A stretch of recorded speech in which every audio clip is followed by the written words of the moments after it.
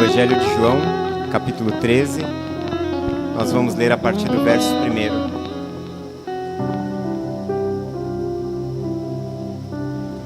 Diz assim o texto: Um pouco antes da festa da Páscoa, sabendo... Opa, só um minutinho. Peguei a versão errada. Peguei a certa agora.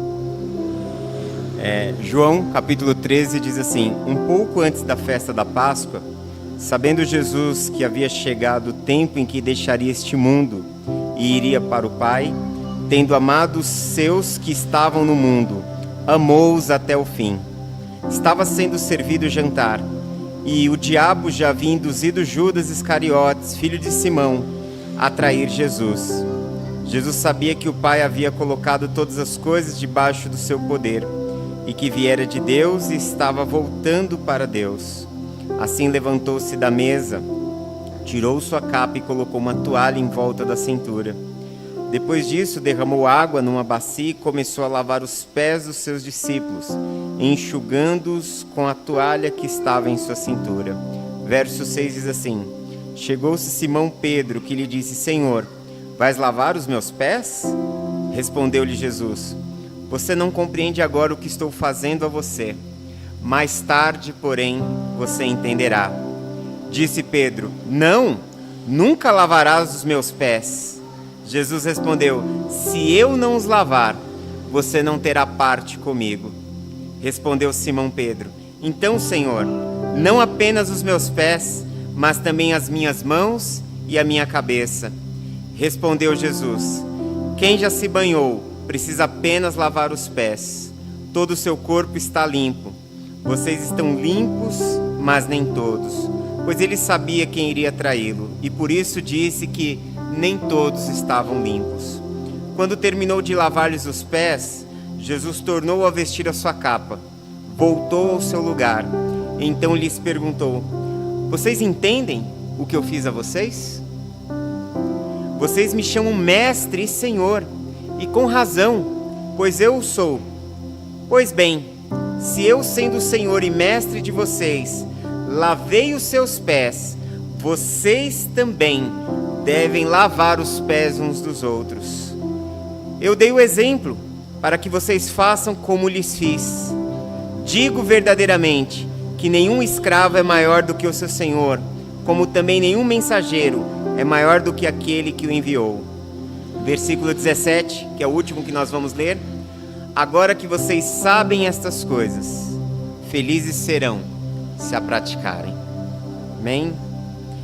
Esse texto aqui, ele nos fala da última conversa que Jesus está tendo com os seus discípulos. Nós estamos aqui nas horas finais, nos momentos finais da vida de Jesus.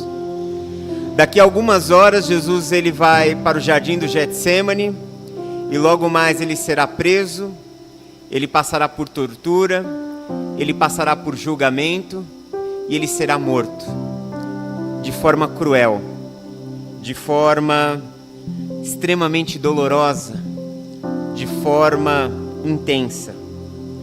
E o que me chama a atenção em Jesus é que ele sabia que isso iria acontecer com ele.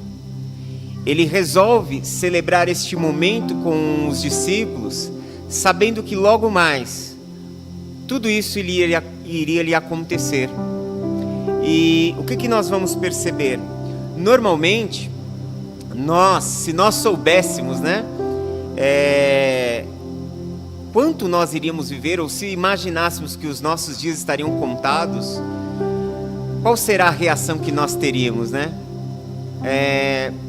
Ontem eu vi um Reels que me chamou muito a atenção. Eu até acabei compartilhando ele nas minhas redes sociais, de um homem nos Estados Unidos. Ele estava com 45 anos e ele foi diagnosticado com um câncer muito raro, e ele tinha muito pouco tempo de vida, e ele estava no hospital com os cuidados paliativos. Os cuidados paliativos é aqueles cuidados que são oferecidos a um paciente quando ele está desenganado, A proposta do cuidado paliativo é fazer com que aquela fase terminal da vida de um doente seja o mais confortável possível, dentro das medidas, né, do que ele está vivendo, do que ele está suportando, mas tratá-lo ali para que ele não sofra de forma demasiada, não sofra intensamente. E mostra nesse vídeo, nesse Reels, ele tem 1 minuto e 30 apenas, né? Ele se despedindo das pessoas, ele com a sua filha, ele recebendo os seus pais, ele ainda tinha os seus pais vivos, sua esposa, os amigos. Ele estava se despedindo, porque ele sabia que ele iria partir. Esse homem, ele tem uma atitude muito semelhante à de Jesus, porque Jesus, ele está prestes a morrer, e a preocupação de Jesus não é mais consigo, a preocupação de Jesus não é com a dor que ele vai sofrer, não é com a dor que ele vai experimentar, não será com aquele momento lacinante, trágico, intenso que ele vai passar, não. A preocupação de Jesus se concentra nos seus amigos. Ele se reúne com aquele que ele ama. Ele procura ter nos últimos momentos da sua vida, ao redor dele, ao lado dele, pessoas a quem ele ama, pessoas que são importantes. E eu falo isso porque tantas vezes nós passamos boa parte da vida correndo pela nossa vida, correndo com as nossas coisas, e talvez sobre muito pouco tempo para nós dizermos para as pessoas que nos são importantes o quanto elas são importantes para a nossa vida, o quanto nós a amamos. E a vida, ela passa diante dos nossos olhos de forma tão rápida, que de repente podemos estar aqui ou podemos não estar mais, podemos ter as pessoas que nós amamos do nosso lado, ou daqui a pouco podemos não tê-las mais com a gente. E o que vai ficar vai ser as memórias, o que vai ficar são as lembranças.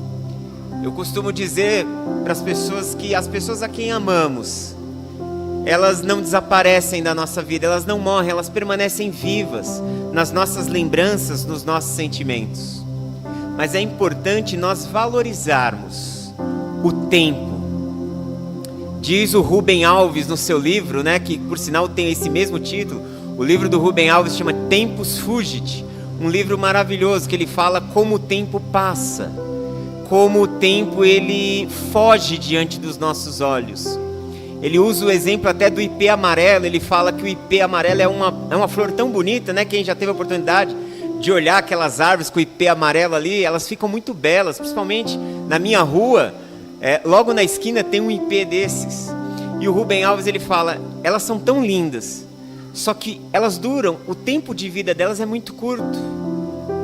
Mas elas sabem que elas vêm, elas estão ali para preencher a nossa vida com beleza, para preencher a nossa vida com significado, mesmo durando tão pouco. Tempos fugem, o tempo voa, o tempo voa. E nós precisamos pensar acerca de tudo isso e valorizar o tempo que temos para viver da melhor maneira possível. De viver intensamente. Então, se você tem pessoas que você ama, ame-as com intensidade, diga que as ama no hoje. Se você tem inimizades, perdoe os seus inimigos no hoje. Eu costumo dizer que eu não tenho inimigos. Se alguém quiser ser meu inimigo, problema dele, mas eu não tenho inimigos. Eu não vejo as pessoas por esse viés. Vejo as pessoas como filhas e filhos amados de Deus. Alguns que o conhecem, outros que o rejeitam, alguns vivendo na sua dimensão dessa ambiguidade que existe no ser humano, né? Fazemos coisas certas, fazemos coisas erradas, existem coisas boas na nossa vida, existem coisas não tão boas na nossa vida. É assim que nós vivemos a vida. E nesse processo, Deus ele vai trabalhando em nosso caráter, trabalhando em nossa história, trabalhando em nossa vida, para que possamos viver a melhor vida possível. Se eu posso te dizer algo sobre a vontade de Deus, é que a vontade de Deus é que você possa viver a melhor vida possível, a melhor vida que você possa viver. Este é o projeto de Deus. Não abra mão de viver uma vida que tenha sentido, que tenha propósito, que tenha significado, para se perder ou se perder em meio às ilusões desse mundo. Nessa noite, eu quero falar sobre quebrando paradigmas. O que são paradigmas? Paradigmas são modelos, paradigmas são exemplos. Na nossa sociedade, no nosso mundo, nós vamos construindo exemplos. Por exemplo,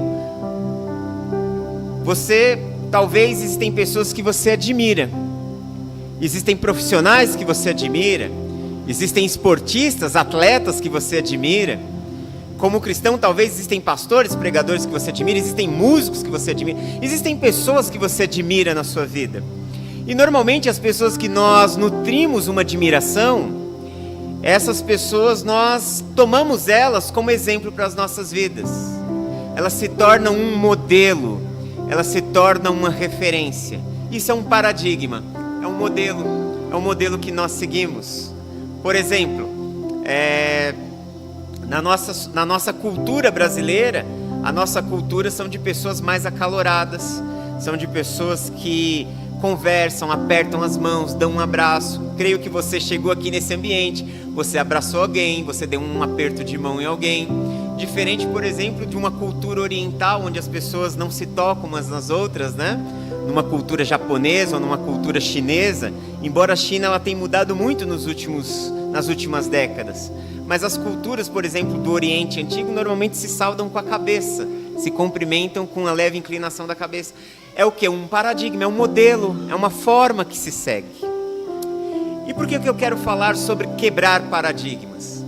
Porque existem algumas situações na nossa sociedade, na nossa vida, no modelo de mundo em que nós vivemos, que eles são modelos que se tornaram parte da nossa sociedade, se tornaram parte da nossa mentalidade, se tornaram parte da nossa consciência, mas que não são bons para a nossa vida, e nós assimilamos esses modelos.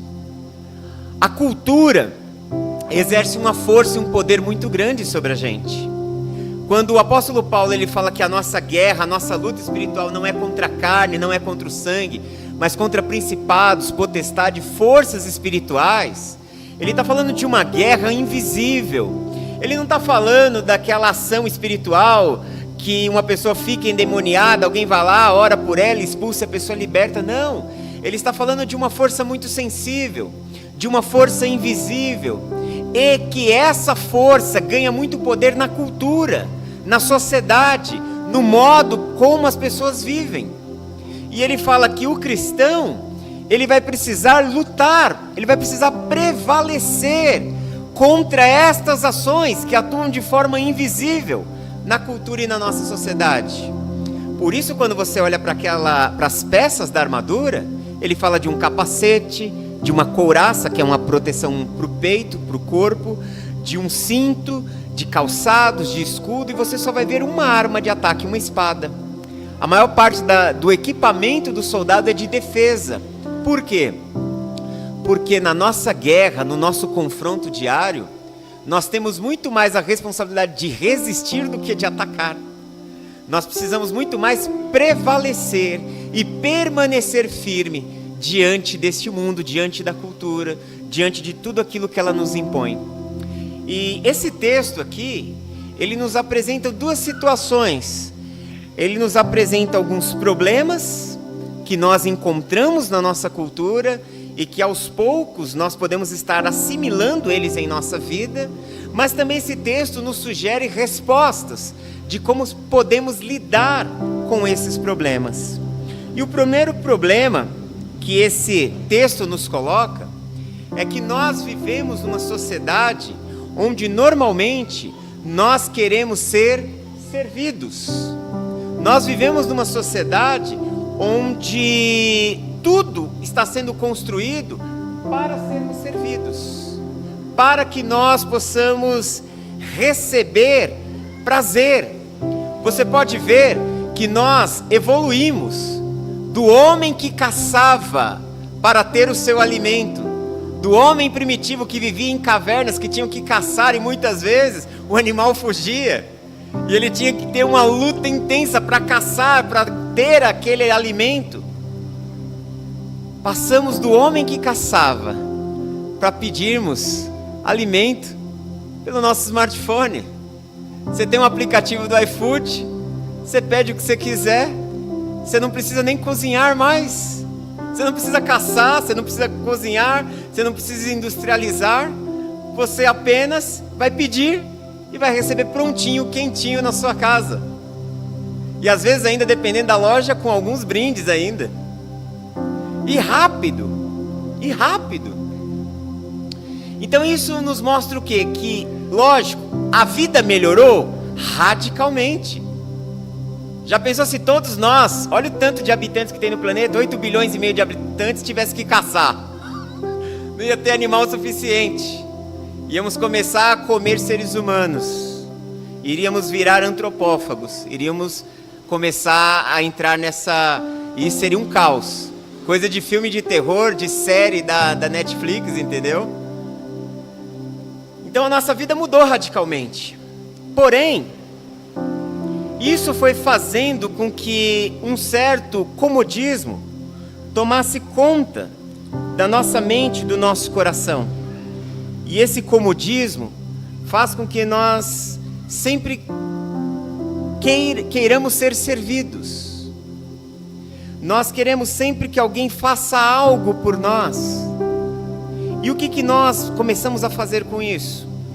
Nós tornamos os outros responsáveis pela nossa própria vida.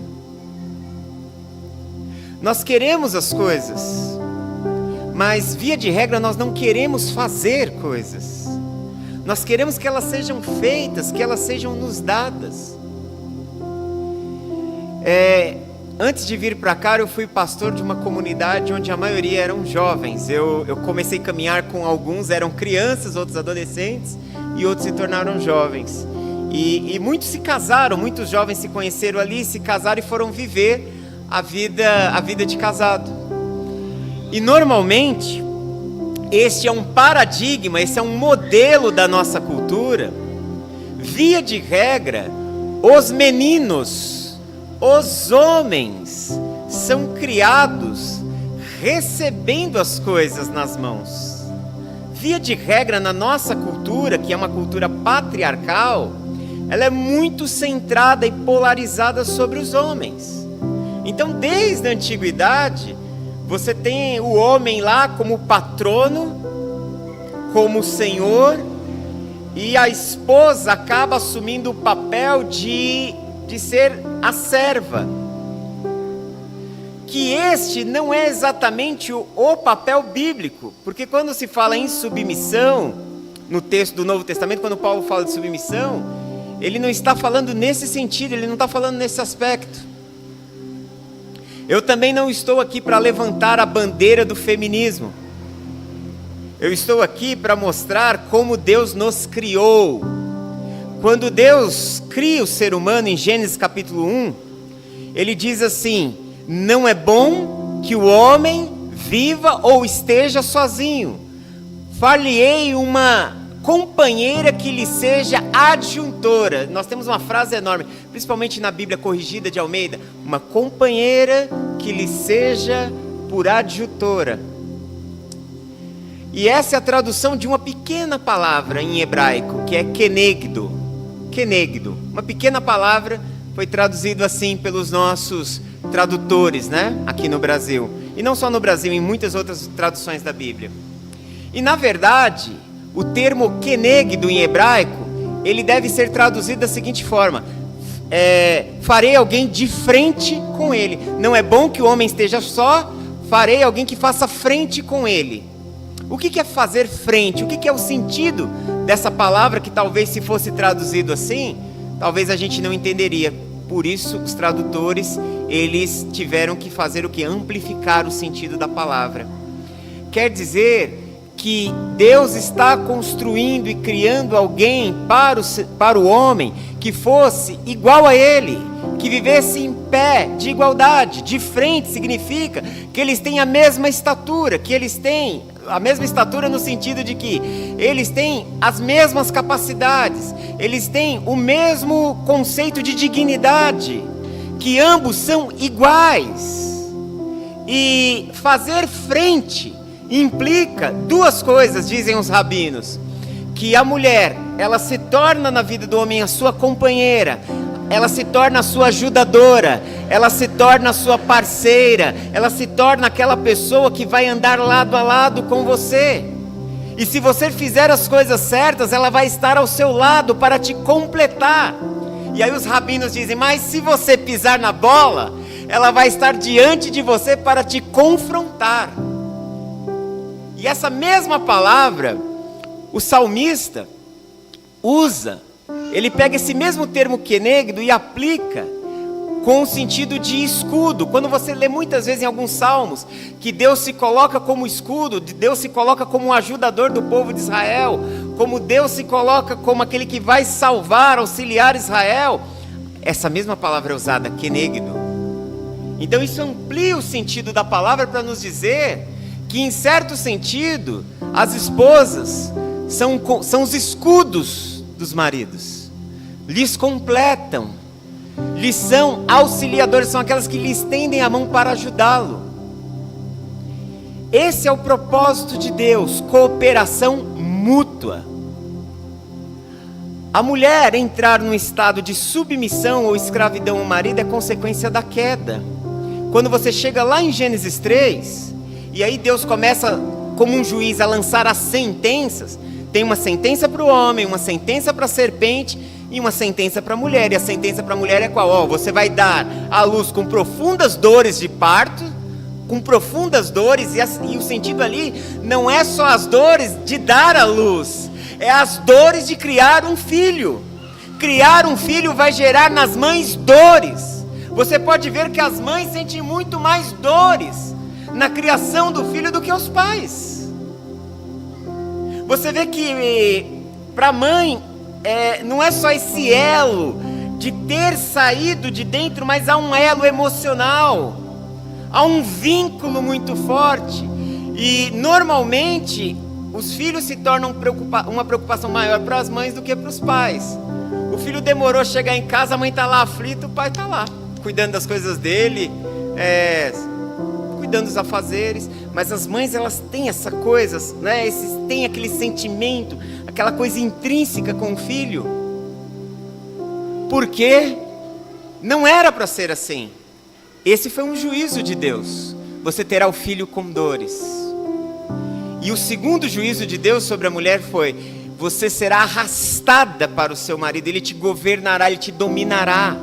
A dominação que o homem exerce sobre a mulher não é a condição do homem restaurado, mas é a condição de um mundo em queda. De um mundo em queda.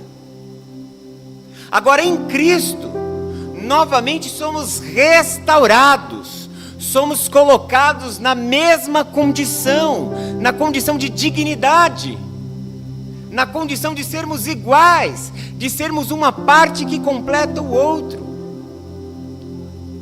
E aí você vê o paradigma da cultura, o modelo da cultura. Por quê?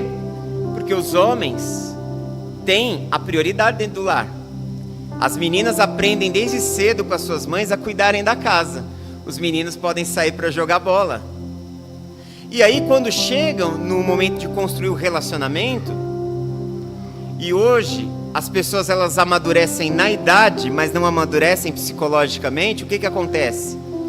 Eles esperam muitas vezes os homens que as suas esposas sejam mães para eles, façam o papel das mães, lhes dê as coisas, façam por eles. E aí, com isso, muitas vezes os relacionamentos, eles ficam o quê? Desgastados. Porque fazer uma coisa ou outra uma vez, tudo bem, mas todo dia, toda hora, por 20, 30 anos, se torna muito desgastante. E principalmente quando a outra parte não consegue reconhecer olha para a pessoa como se esse fosse o papel dela. Então nós estamos vivendo num modelo onde nós queremos coisas, mas nós não queremos fazer coisas. E esse modelo tem trazido um profundo adoecimento na vida das pessoas. Eu posso aplicar isso em relação até à vida comunitária. As pessoas hoje, elas vão para a igreja, elas querem ser alimentadas, elas querem ser ministradas, mas poucas pessoas assumem a responsabilidade de compartilhar o evangelho com outras pessoas. Nós estamos vivendo uma cultura onde músicas como aquela Restitui-me e Trazo de volta o que é meu, sara-me, põe o azeite na minha dor, restitui-me e leva-me às águas tranquilas, sara-me, refrigera a minha alma. Você pode ver que tudo reflete o indivíduo, tudo reflete a Deus fazer para mim. Eu sou o centro que Deus precisa fazer as coisas. E quando nós começamos a professar isso, isso se tornou parte das nossas canções. E isso começou também a moldar a nossa mentalidade. Ou seja, nós nos relacionamos com Deus no aspecto de que Deus se torna obrigado a me restaurar, a fazer tudo o que eu quero, a fazer tudo o que eu preciso. E aí por outro lado vem os gurus espirituais e se colocam como aquele que vai fazer a barganha. A barganha entre a pessoa e Deus. A divindade de Deus vai te dar, mas você vai ter que fazer uma troca, você vai ter que entrar com algo aqui. E as pessoas são enganadas, ou se permitem ser enganadas. Por quê? Porque nós temos nos tornado egocêntricos. Você pode ver que essa canção que eu citei aqui vendeu milhões, só por essa canção. Os seus compositores, fizeram a vida. Agora pegue alguma canção que fale que você precisa doar a sua vida, que você precisa perder, que você precisa amar o outro, que você precisa perdoar o outro. Vamos ver se ela vai emplacar, vamos ver se ela vai ganhar disco de ouro, vamos ver se ela vai ter milhões e milhões de cópias vendidas, se ela vai estourar no Spotify, nos Deezers da vida. Não vai. Por quê? Porque queremos ser servidos, não queremos servir. E nisso, nós lançamos as nossas responsabilidades sobre os outros. E aí quando as coisas elas estão ruins na nossa vida, o segundo passo, a segunda consequência é que nós começamos a querer responsabilizar os culpados, procurar culpados. Pessoas que não amadurecem, pessoas que vivem uma vida infantil, procuram culpados. Você pode ver que as crianças, quando seu filho, sua filha faz uma arte, apronta alguma coisa, e você chega, quem foi que fez? Nunca é ninguém. Ou um já aponta para o outro, não, foi tal pessoa, foi meu irmão, foi minha irmã, não fui eu não. Sempre tirando o corpo fora. Este é um comportamento da criança. Mas nós nos esquecemos que nós nos tornamos adultos. E podemos nos tornar adultos, que vamos passar o resto da nossa vida responsabilizando as outras pessoas pelas coisas ruins que nos acontecem. E esse é uma das principais causas de adoecimento. Quando você chega no consultório de um psicólogo, de um psicanalista, está cheio de gente sentada nos divãs, onde a culpa é dos outros. Mas infelizmente, quando você chega na FEBEM ou no presídio, estão cheios de pessoas que a culpa foi dos outros. Eles se tornaram o que se tornaram por culpa dos outros. E olha onde a vida de uma pessoa chega, quando ela não consegue enxergar que ela é responsável pela sua própria vida. Ela é responsável pelos seus atos, pelas suas escolhas e por tudo que faz. Nós procuramos pessoas para responsabilizar e para colocar a culpa que nós deveríamos assumir sobre nós em outro. Por quê? Porque nós não queremos lidar com nós mesmos. nós não queremos enxergar as falhas das nossas vidas. Só que se nós não diagnosticarmos os problemas que existem nas nossas vidas, nunca poderemos sarar deles. Se você está doente, você vai ao médico, e qual é a primeira atitude de um bom médico ao te examinar? Pedir exames. Ele precisa ter um diagnóstico. Ele precisa saber o que você tem, porque quando ele sabe o que você tem, ele pode te medicar. Uma doença só pode ser tratada à medida que ela for conhecida. Uma doença só pode ser tratada à medida que ela for reconhecida. Nós só podemos experimentar uma mudança na nossa vida se nós soubermos onde precisa ser tocado por Deus, onde nós precisamos mudar, onde precisa haver uma mudança radical na nossa vida.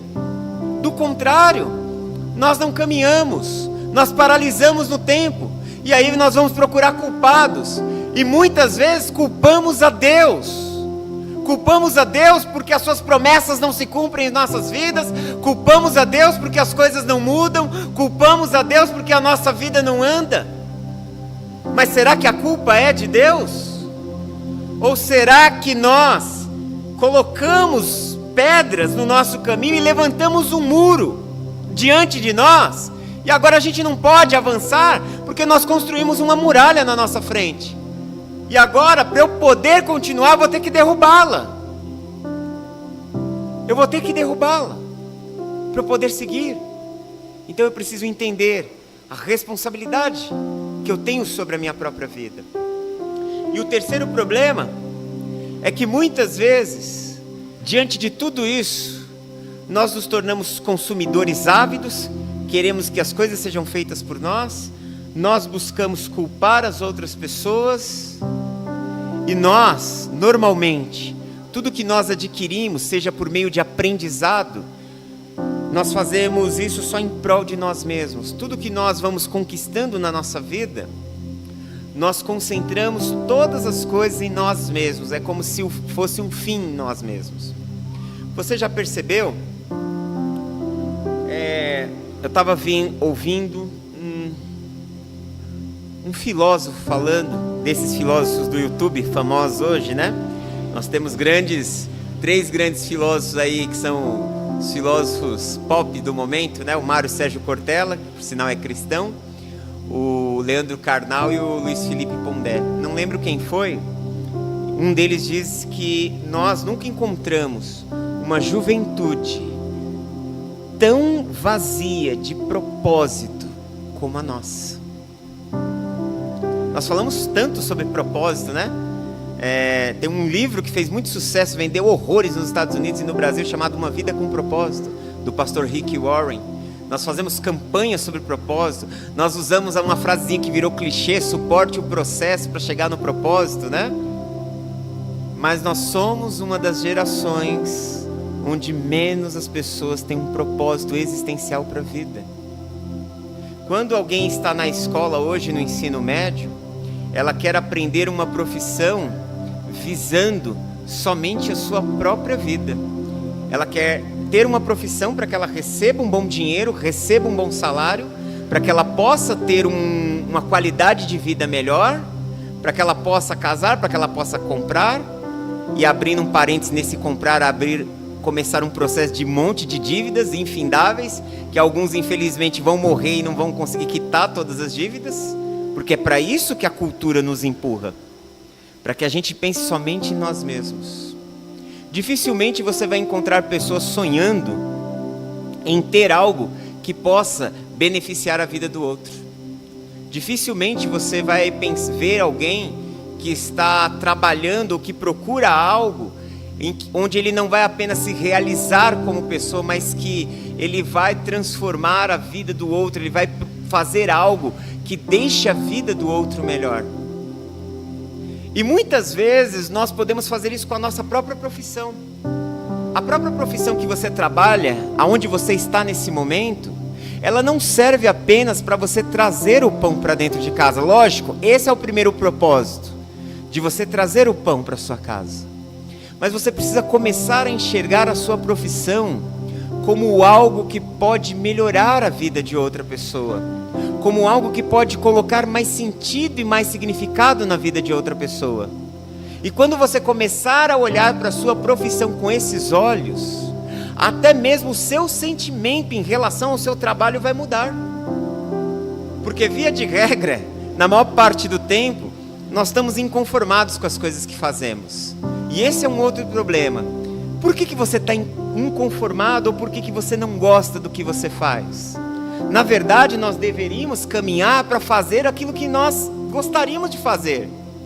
A maior parte do tempo eu ouço pessoas reclamando. Você entra no trem, o que você ouve no trem? Gente reclamando do ambiente de trabalho, gente reclamando da vida, gente reclamando de que tem que estar lá.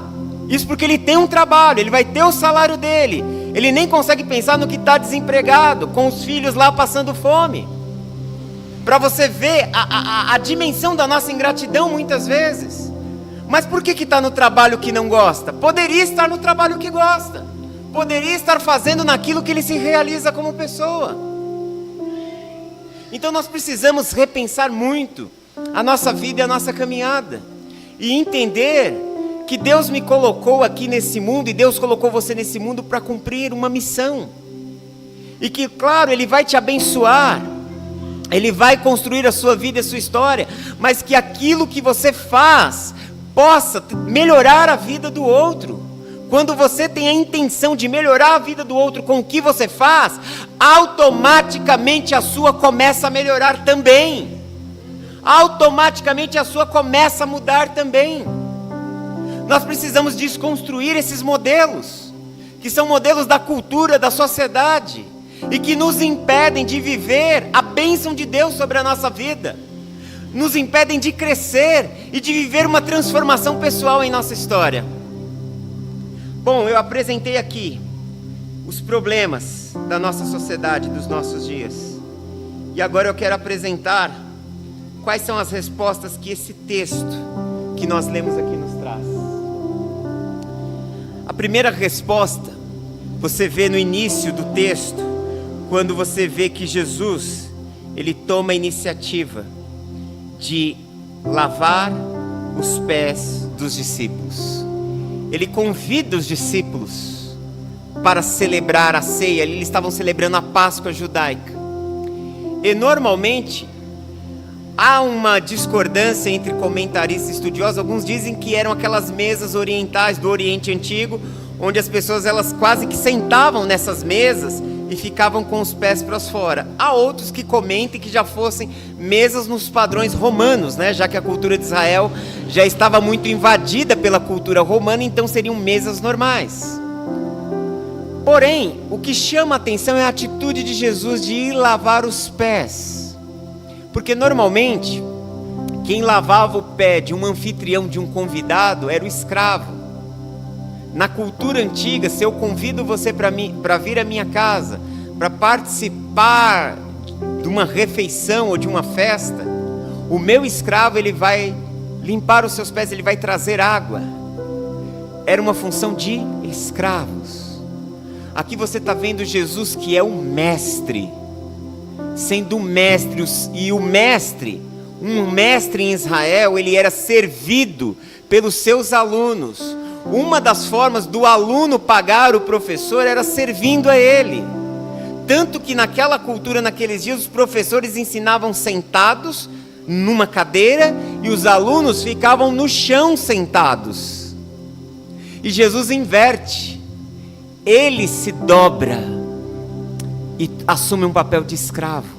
Tira sua túnica, fica sem camisa, pega uma toalha, molha ela e vai lavar os pés dos seus discípulos. A atitude de Jesus revela uma profunda humildade.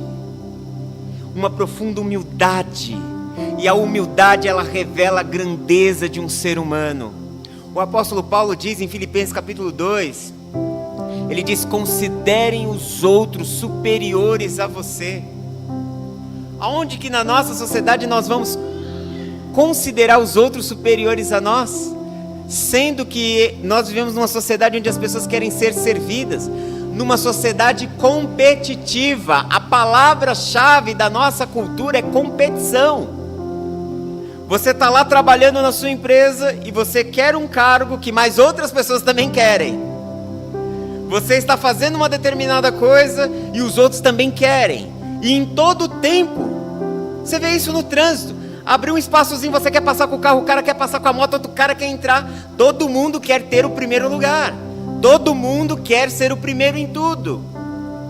Numa sociedade dessa, onde as pessoas competem, onde elas querem ser reconhecidas, onde elas querem ter o seu trabalho reconhecido, visto, aplaudido, considerar o outro melhor do que eu?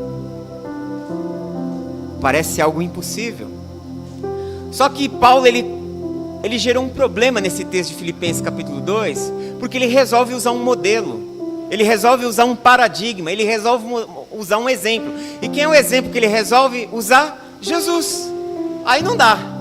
Ele coloca Jesus como modelo, ele fala: tenham o mesmo exemplo que vocês viram em Jesus, que sendo Filho de Deus, que sendo Deus, abriu mão da sua glória e se tornou ser humano, esvaziou-se, essa é a palavra que Paulo usa, esvaziou-se da sua glória, esvaziou-se das suas riquezas, esvaziou-se de adoração, esvaziou-se de tudo aquilo que o céu tem, e se dobra diante dele para se tornar ser humano, para se tornar servo, para chegar ao ponto de lavar os pés de pessoas, para chegar ao ponto de morrer numa cruz. E aí ele coloca, ó, esse é o modelo, esse é o novo paradigma, esse é o novo exemplo. Quando você considera o outro, quando você valoriza o outro, quando você reconhece o valor do outro, você reflete a grandeza que existe dentro de você. Porque pessoas grandes, pessoas gigantes, elas sabem que existe espaço para o outro crescer, que o outro pode crescer do meu lado, que o outro pode estar lado a lado comigo, porque aquilo que Deus tem para mim é único. O que Deus tem para a sua vida é único. O que Ele tem para a vida do outro é único.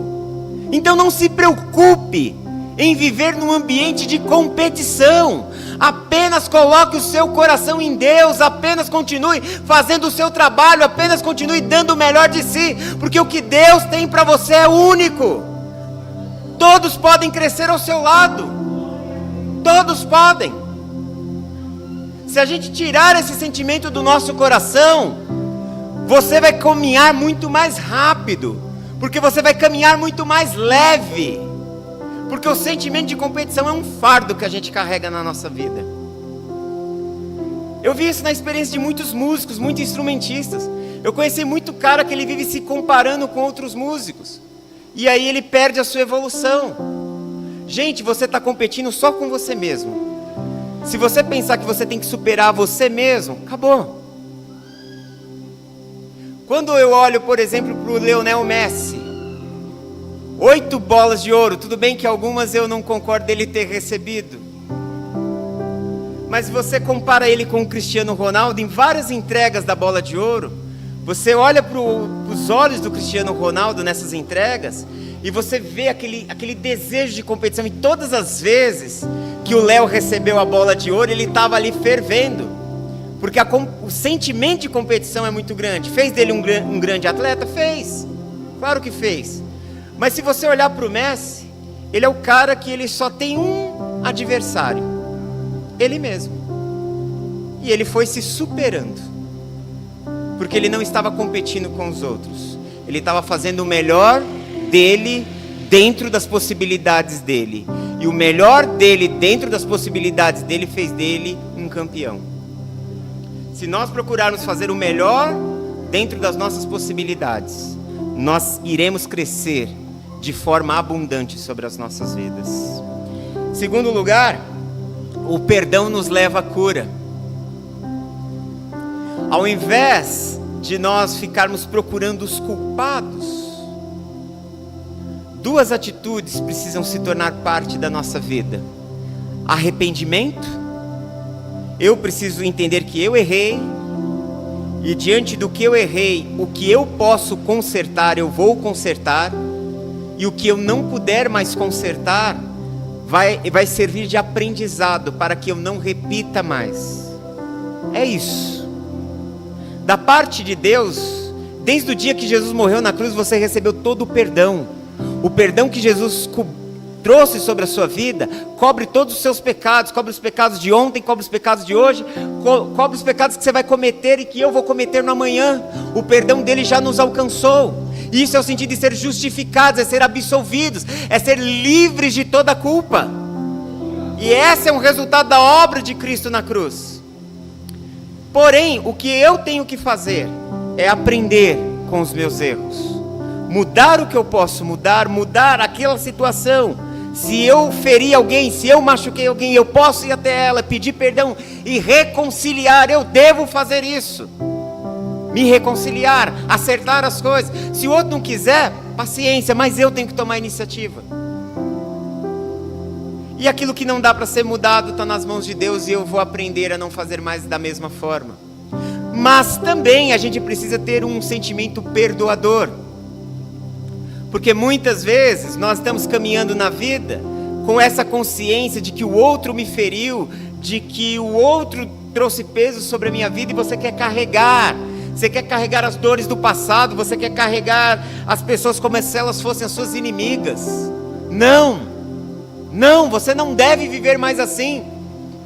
Tudo que você carrega dentro do seu coração e da sua mente traz peso e vai te impedindo de caminhar, vai te impedindo de viver. A atitude de perdoar é uma atitude curadora. Na mesa com Jesus, Jesus sabia quem iria traí-lo. Você leu no texto que Jesus menciona: todos vocês estão limpos, mas um não está limpo. Por quê? E aí o próprio autor fala que ele está falando de Judas. Ele sabia que iria traí-lo, mas Jesus lavou os pés de Judas. Ele não pulou Judas, ele lavou os pés do seu traidor. E ele tem o Pedro ali na mesa, que vai negar ele daqui a pouco. Ele lavou os pés do Pedro. E ele tinha os outros que iam cair fora quando chegasse a perseguição, e ele lavou os pés de todos. E essa atitude revela que, embora as pessoas mudassem para com ele, ele não ia mudar em relação a elas. Essa mesma atitude de Deus para conosco hoje, ainda que nós mudemos lá na frente em relação a ele, ele não vai mudar em seu amor em relação à nossa vida. Ele vai estar sempre como o pai da história do filho pródigo. Ele vai estar sempre à nossa espera. Ele vai estar sempre de braços abertos à espera, para nos receber de volta, para nos envolver em seu amor, para nos abraçar, para nos restaurar. O nosso Deus é um Deus perdoador. E como filhos desse Deus, vamos refletir o caráter do nosso Pai perdoando. Quando você perdoa, você libera a sua vida para viver o melhor, para viver um novo tempo, para viver uma nova história. E é isso que Deus tem para a sua vida, um novo tempo e uma nova história. Então, meu irmão, minha irmã, perdoe agora. Aproveite esse momento que você está ouvindo essas palavras, e já no seu coração aí, comece a perdoar, não só as pessoas, mas as situações que aconteceram na sua vida. Comece a liberar perdão. Você vai ver que você vai sair daqui, nessa noite diferente. Você vai sair mais leve, porque a graça de Deus, ela vai vir sobre você, trazendo cura sobre o seu coração, trazendo restauração sobre a sua vida. E em último lugar, serviço nos leva à transformação. Você vê que Jesus, ele fala: olha, vocês viram, vocês me chamam mestre e eu sou, mas vocês viram o que eu fiz?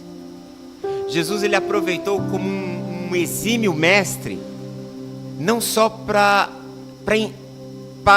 mostrar o quanto ele amava e o quanto ele se preocupava com a vida daquelas pessoas, mesmo sabendo que ele iria morrer daqui a pouco, mas para lhes ensinar uma lição. Assim como eu lavei os pés de vocês, façam vocês com os outros. E o que é lavar os pés dos outros?